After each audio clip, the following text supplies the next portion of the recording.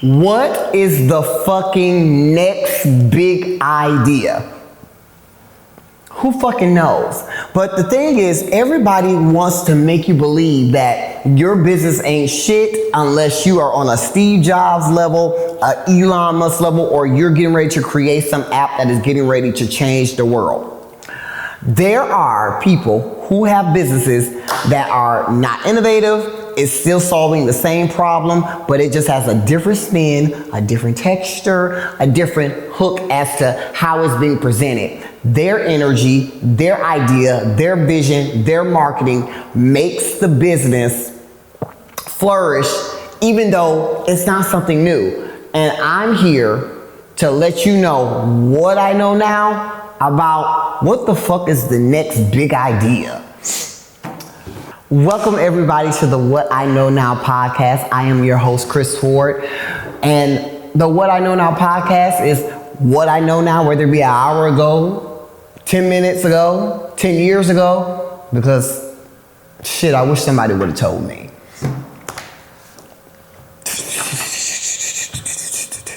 Okay, so today we are going to release the pressure valve of having to be this super innovative, next world changer, global dominator, business $500 billion net worth, sitting next to the President of the United States on the stage, business builder.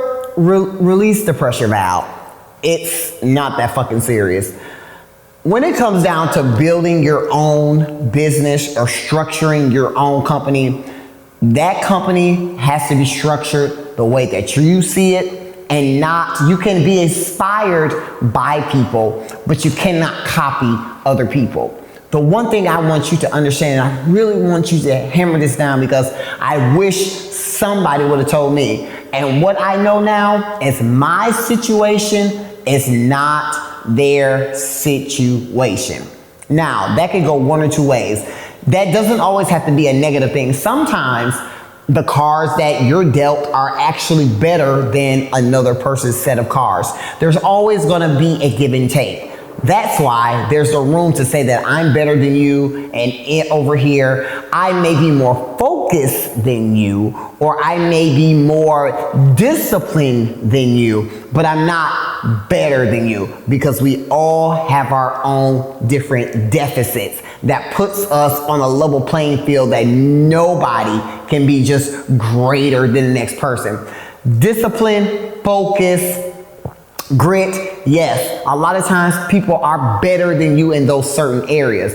But when it comes down to it, you were born with the same thing that they were born with: one head, 2 feet, 2 hands. I don't give a damn if you're missing one arm, one leg. You still have the ability to go out and do what a Steve Jobs did or Elon Musk did. The thing is, you have to have a sense of what it is that you want to accomplish.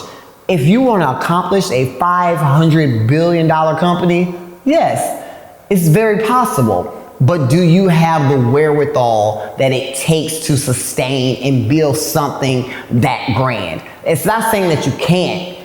Do you want to when it all boils down to it? It sounds great in theory, but none of us knows what it's like to be Elon Musk or what it was like to be Steve Jobs.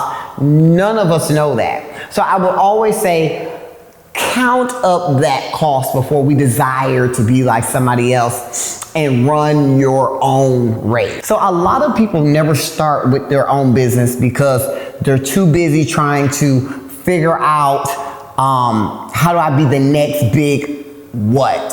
How do I be the next big who? How do I do the next big thing? Sometimes people, yes, do strike gold, and you have something that comes in as a total paradigm shift within the world, and they become this anomaly. You're Steve Jobs, you're Elon Musk. Yes, they become an anomaly. But for the 99% of us, some of us are already taking companies that have already figured it out, and we're just putting our own spin on it. You have to have so much faith, focus, and fear of what you can do to the market. One thing that I figured out, I have a lot of businesses and a lot of teams that I am structuring and running. And as I always tell all of you, I'm not here to tell you this is how you do it. I'm telling you what I know now, what I have come to figure out, because I'm building it and I'm on the bridge just like you. So I can't give you a blueprint. Matter of fact, not one influencer here on Instagram or YouTube can give you the blueprint, because the blueprint is subject to them. If you have two identical buildings standing outside, the blueprints of those buildings are going to be totally different, because the foundation that each building sits on, the land that each building sits on, is totally different. They can look the same, they can have the same amount of floors, they can be the same exact color, we can use the exact same material, but it is going to be different. And the moment that you embrace being different as a strategy instead of a handicap, the moment you can continue to build. I figured out within myself the type of teams that I build and the type of businesses that I build had to come from a place that I not just passionate about, but something that I felt was realistic, that I could deliver upon and send to markets of people. It had to be something that whether I felt like it or didn't feel like it, 5 years down the road, 10 years down the road, I still would have the push and the wherewithal to push that through, because it was and it is in my DNA. Your business can't be you just trying to have the next big idea or make a quick dollar. It has to be etched down into your DNA. To separate me from my business would be like death.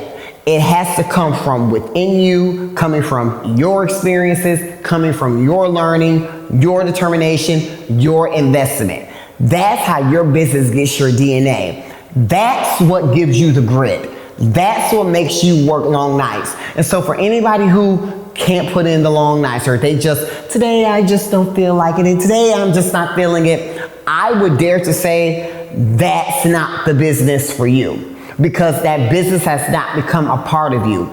It is something innately on the inside of you that is going to push you past the voices, it's going to push you past the opinions, it's going to push you past your own voice to make you get it done. Take this down as a note. Regardless of how you're feeling, regardless of what you're thinking, regardless of what you're going through, you have to train your mind to get shit done. Tired, hungry, angry, mad, happy, sad, get shit done. The truth is, not all businesses solve some type of problem. Not all businesses are world shakers and world dominators. Some businesses are just extensions of a problem already solved. Now, when McDonald's came along, I know this may be hard to believe for all of our big McDonald's lovers out there. McDonald's is not the creator of hamburgers.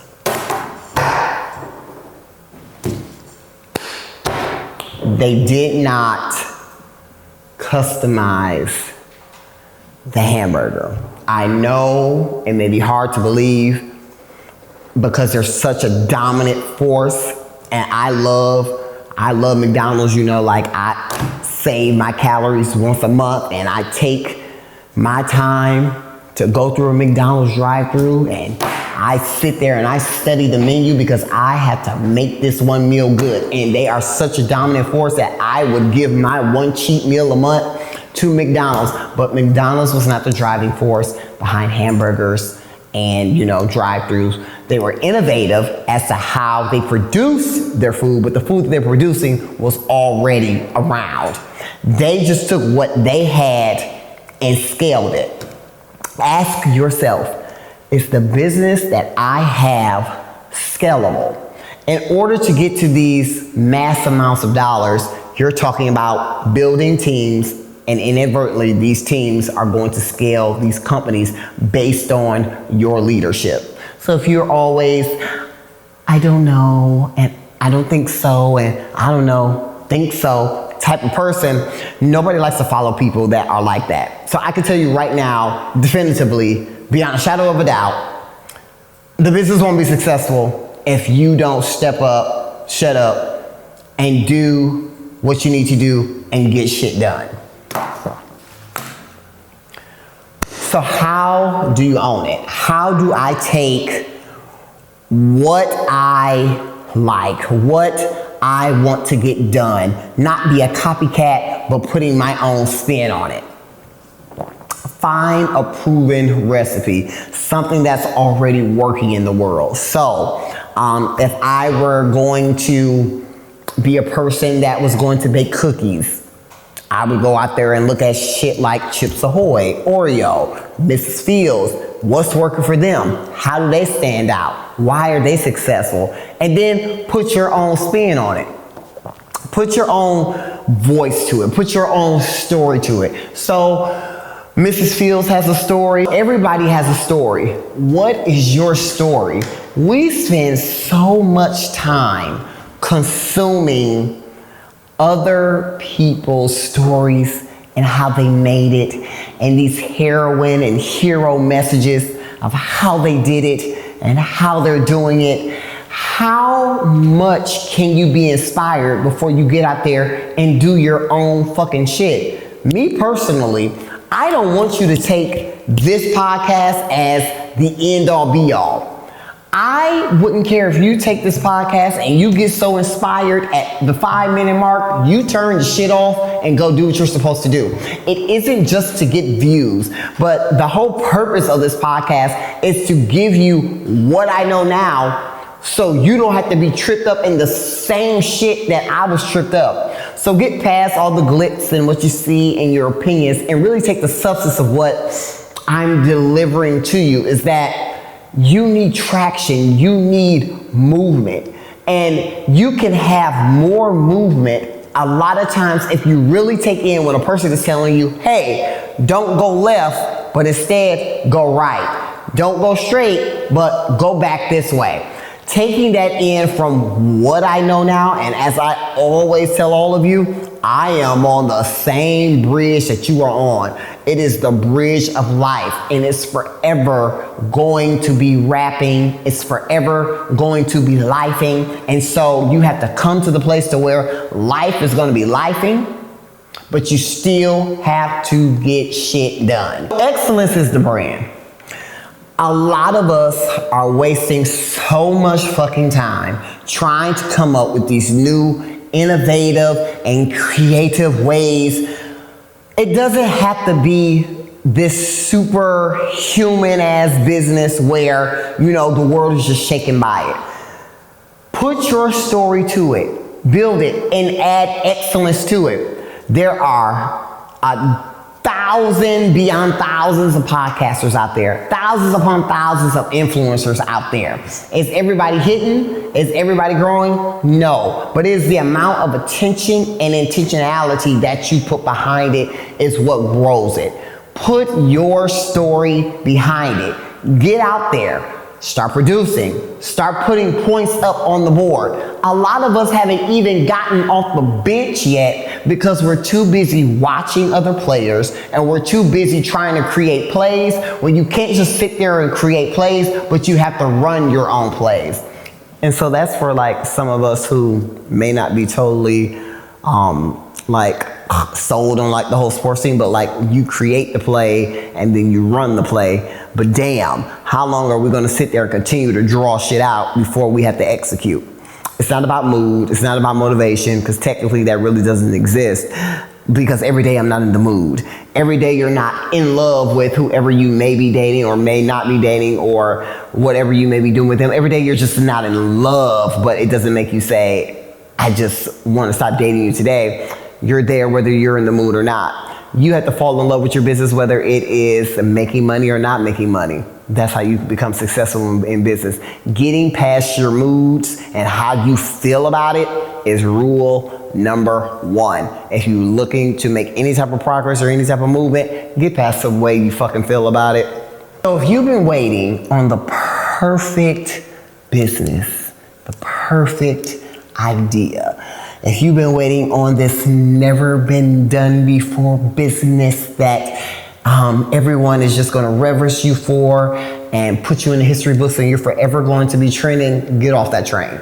Because if you continue to stay on that train, you're going to stay working for the same bullshit employer. You're going to still stay working for the same bullshit people, that we're going to stay working around the same bullshit group of coworkers. If you're always waiting for the next big thing, the next big idea, or if you've been praying for God to drop some new and inventive, witty invention idea, I would venture to say that I believe God has probably already given you an idea, and it was the moment that you stepped into someone's business and you said, I could do this a little bit better myself. That is the number 1 trigger as to say what business is for me. Whenever you step into a place and you say, that moment that I could do it myself, or I would do it like this, that is the piece of evidence that you need that this may be the business for you. This may be the calling for you. God is not going to appear on the carpet and say, this is what you should be doing. A lot of times it's going to come from being quiet and really going back and sometimes paying your life some attention. So for example, if you were a person that always liked to style people or suggest, not criticize, but suggest how a person should dress, then maybe a styling business is for you. Maybe it's for you to come up with your own designs or your own activewear or your own leisure clothing. Paying attention to these little clues in your life is what will give you direction. It's about becoming more self-aware. So if I could equate it to anything, it would be like your relationships with your friends or people that you date. When you become not so enthralled by how they look and what they say and how they dress and how they smell, but you really start to become self-aware of what you are getting in your relationship and what you're not getting in your relationship. When you start to take those things in, you start to figure out, this is what I want, this is what I don't want, and you start to realize yourself as a person, how I expect to be treated, what I want that to look like, what I want it to feel like. The same thing with your business and paying your life attention. When you pay your life attention and you really think about what it is I want, what it is that I want to spend my limited time on earth doing, because we can't keep going in circles, starting and stopping, starting and stopping, starting and stopping. We have to get past this founder's idea and this brainstorming that we have to keep doing and get to the action. Remember, action is going to produce motivation. It isn't motivation then action. It's action and then you get motivated. So every time I go to the gym, I'm not motivated to be in the gym. But usually by the time I'm 10 minutes, 15 minutes in of action, then the motivation comes. It is not motivation first. It is always action first, and then the motivation comes. And before you perform the action, you have to get past the mood of whatever that may be, past the mood that you may be in to get to the action, to get to the motivation. And then you just wash, rinse, and repeat. If you've been waiting and you've been staggering or not really drawing a conclusion as to what it is that you want to do, I will leave you with this. Come the fuck on. I mean, you already know what the fuck it is that you want to do. Get your ass up, put pen to paper, write the shit down, get over your fucking self, and make that shit happen. Get shit done.